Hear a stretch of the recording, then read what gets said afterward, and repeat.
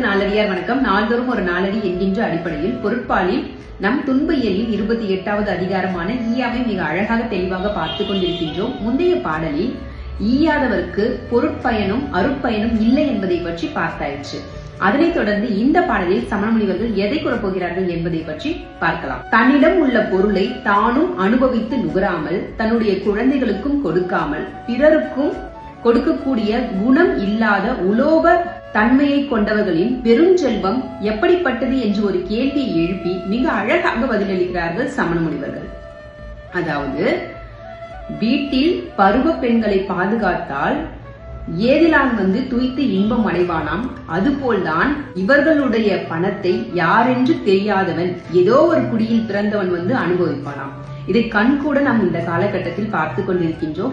இப்பொழுது நாம் பார்க்க வேண்டிய பாடல் எண் 274.